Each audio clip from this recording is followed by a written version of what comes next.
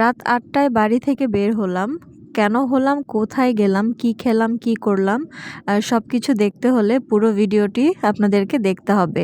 আশা করছি সবারই ভালো লাগবে।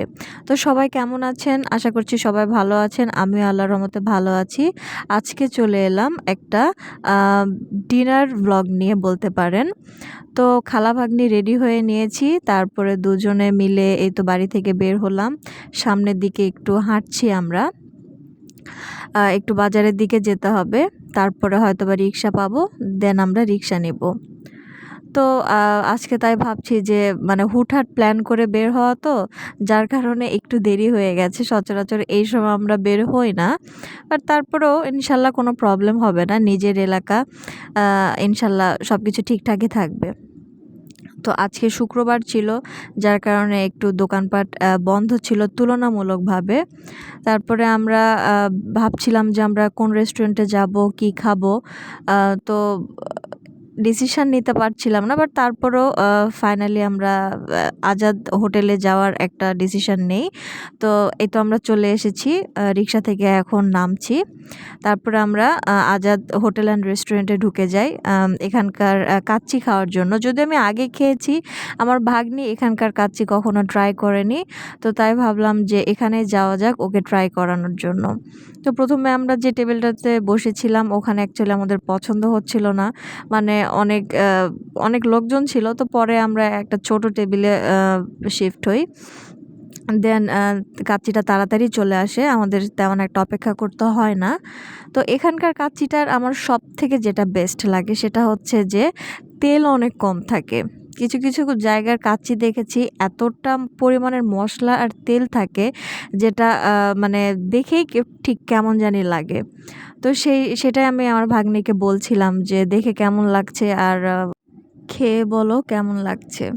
তো এখানে আমরা বিসমিল্লাহ বলে শুরু করে দিয়েছি। আমি এটাই দেখাচ্ছিলাম যে অনেকটা ঝরঝরা আর মানে একদমই বলতে গেলে তেল ছিল না, যার কারণে ভালো লেগেছে আমার কাছে।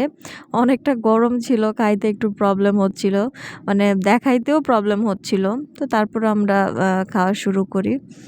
তারপরে ফোনটাকে সামনে রেখে, যেহেতু এক হাতে ধরে ভিডিও করা খাওয়া একটু টাফ। তো ফোনটাকে সামনে রেখে আমরা গল্প করছিলাম, এদিক ওদিকে দেখছিলাম, খাচ্ছিলাম। এক কথায় এনজয় করছিলাম। আর অন্য রেস্টুরেন্টের কাচ্চির সাথে আমরা কম্পেয়ার করছিলাম যে এখানকার এটা এমন, ওখানকার ওটা এমন। এভাবে আরকি আমরা গল্প করছিলাম, খাচ্ছিলাম। তো এর মধ্যে আমরা মানে ঠান্ডা খাওয়ার জন্য বলি। তো দোকানে কোক ছিল আর বিভিন্ন রকমের ড্রিংকস ছিল। বাট আমি কোনো রকমের ইসরায়েলি পণ্য খেতে চাচ্ছিলাম না। যেটা আমি শুরু থেকেই বাদ দিয়ে দিয়েছি যে আমি ইসরায়েলি পণ্য সেভাবে খাই না। মানে চেষ্টা করি একদমই যেটা না হলে না, বেশিরভাগই আমি অ্যাভয়েড করার চেষ্টা করি। তো এখানে ক্লিন আপ বা এই রকমের কোনো একটা কিছু ছিল, সেটাই আমরা খাই। তো এই তো গল্প করছি। এনজয় করছিলাম আমরা। আমাদের কাছে ভালোই লাগছিল। কিন্তু সত্যি কথা বলতে জানি না কেন আমি এই যে যতটুকু সময় ভিডিও করেছি এর মধ্যে হয়তোবা আ ৪-৫ বার আমি মানে খেয়েছি। এ ব্যতীত আমি কিন্তু খেতে পারি নাই। আমার ভাগ্নি মোটামুটি শেষ আ করেছে। বাট আমি একদমই শেষ করতে পারি নাই। আমার অনেকটা খারাপ লাগছিল এইজন্য যে শখ করে খেতেই এসেছি। বাট আমি জানি না কেন কি হলো বলতেও পারবো না। আমি খেতে পারছিলাম না। শেষে আমারটাকে পুরাটাই পার্সেল করতে হয়েছে। তো ভাগ্নি আমারটা দেখে বলতেছে যে, "খালামণি এটা কেমন কথা?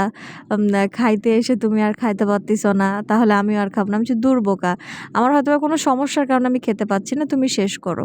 তো যাই হোক ওখান থেকে আমরা বের হয়ে গেলাম। তো এখানে একটু ভিডিও করছিলাম, গ্রিল করা হচ্ছিল সেটা একটু ভিডিও করছিলাম। তো বের হয়ে রাস্তায় হাঁটতে ওদিকে তো অনেকটা ফলের দোকান। তো এই তো আম, লিচু এগুলাই দেখছিলাম আর আমরা অনেক হাসাহাসি করছিলাম।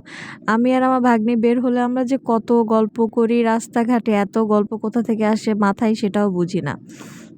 তারপরে একটু সামনে এসে কেন্দ্রীয় মসজিদের সামনে মার্কেটের সামনে আরকি এখানে একটা আঙ্কেল ছিল। এখানে দেখি ভালোই ভিড়। তো দেখে মনে হলো যে এই মাখাগুলো খেতে ভালো লাগবে।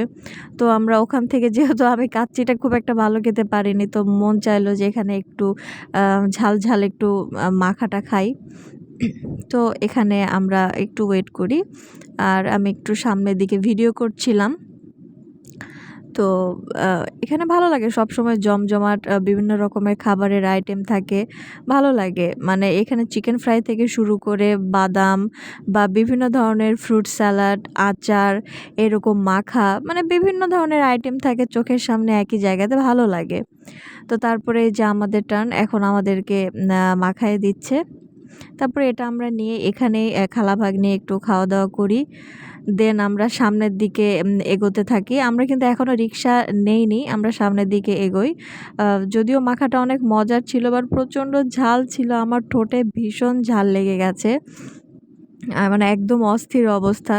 কি করব বুঝতে পারছিলাম না। তো সামনের দিকে এগোতেই আমরা একটা শরবতের স্টল দেখতে পাই। দেন ওখানে গিয়ে আমরা শরবতও খাই। তার আগে এখানে এক চাচা, বয়স্ক চাচা এখানে ঢেঁকি শাক নিয়ে বসেছিল। এই শাকটা ছোটোবেলায় অনেক খাওয়া হতো বা দেখেছি, বাট ইদানিং একদমই চোখে পড়ে না। তো অনেকদিন পর চোখে পড়াতে আমি এখান থেকে ঢেঁকি শাকটাও নিয়ে নেই বাড়ির জন্য। দেন এখানে শরবতটা খাই, ভীষণ ঝাল লেগেছিল। আর এই শরবতটা আমি এর আগের ভিডিওতেও আপনাদেরকে দেখিয়েছি।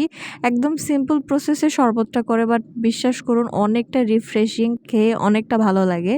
গরমে হাঁটাহাঁটি করার পর এই রিফ্রেশিং এই শরবতটা খেলে অনেকটা ভালো লাগে। আর যেহেতু আমরা মানে ওখানে মাখাটা খেয়েছি, আমাদের ভীষণ ঝাল লেগেছে, যার কারণে এটা খেয়ে আরও বেশি ভালো লেগেছে। তো এখানে একটা মজার বিষয় ছিল, এখানে আমি ভিডিও করছিলাম, পাশ থেকে একটা লোক আমাকে না, মানে শরবতের দোকানদারকে বলছিল যে, ভাই আপনাকে তো মনে হয় ভাইরাল করে দেবে। তো মনে মনে আমি ভাবছিলাম আমি নিজেই এখনও ভাইরাল হইনি। আমার ভাগ্নিও বলতেছিল যে আমি নিজেই এখনও ভাইরাল হইনি, আমি আপনারে কি ভাইরাল করবো, আমি তো জাস্ট নর্মাল ভিডিও করছিলাম। বাট লোকটা অনেক ভালো ছিল, মানে সেও ইয়ার্কি করছিল, মজা করছিল। তো এই তো আমরা শরবতটা এনজয় করছিলাম। দেন এখান থেকে এটা খাওয়া শেষ করেই কিন্তু আমরা রিক্সা নিয়ে নেই। তারপরে রিক্সায় উঠে তো গল্প করছি, আমাদের গল্পের কোনো শেষ নাই। অলমোস্ট আমরা বাড়ির সামনে চলে এসেছি। এই বাজারে নেমে আমরা একটু আইসক্রিম নিব, যেটা না খেলে আমাদের মানে সব কিছুতে এটা লাস্ট ফিনিশিং আর কি। এটা না খেলে অ্যাকচুয়ালি আমাদের ভালো লাগে না। তো এখানে আমরা ললি আইসক্রিমটা খুঁজছিলাম, বাট আমরা যেটা খাই সচরাচর সেটা এখানে ছিল না, একটু অন্য রকমের ছিল। বাট ইটস ওকে, মাঝে মধ্যে তো নতুনও ট্রাই করা উচিত, তাই না? তো আমরা এখান থেকে ললি আইসক্রিমটা নিয়ে নেই। তারপরে আমরা হাঁটতে থাকি সামনের দিকে। সামনে কিছুক্ষণ হেঁটে গেলেই বাড়ি পেয়ে যাব। তো এখানে আবার আমরা গল্প করছিলাম যে অরেঞ্জ কালার আর গ্রিন কালার একসঙ্গে মিক্সড আইসক্রিমটা ছিল, বাট ভালো ছিল। তো বাসায় এসে দেখি এই যে আমাদের বাসার হাতিয়ার, ছোট হাতিয়ার, আমার আইসক্রিমটা ওকে দিয়ে দিলাম। ও দেখে তো মানে ছোট মানুষ, এমনিতেই আইসক্রিম পাগল। তো ওকে আমি দিয়ে দিলাম। তারপরেই তো একটু ভিডিও করছিলাম, সবাই মিলে গল্প করছিলাম। তারপরে যে 2 ভাই বোন মিলে আইসক্রিম নিয়ে একটু মারামারি করছিল। দেন আমি আমার রুমে চলে আসি এবং জানালা দিয়ে ভাগ্নির সাথে বিদায় আদায় নিচ্ছিলাম। সবাই ভালো থাকবেন, সুস্থ থাকবেন, আমার চ্যানেলের সাথে থাকবেন। আমার চ্যানেলটাকে সাবস্ক্রাইব না করলে অবশ্যই সাবস্ক্রাইব করে দেবেন। লাইক কমেন্ট করতে ভুলবেন না। এভাবে পাশে থাকবেন সবসময়। Thank you for watching. আল্লাহ হাফেজ।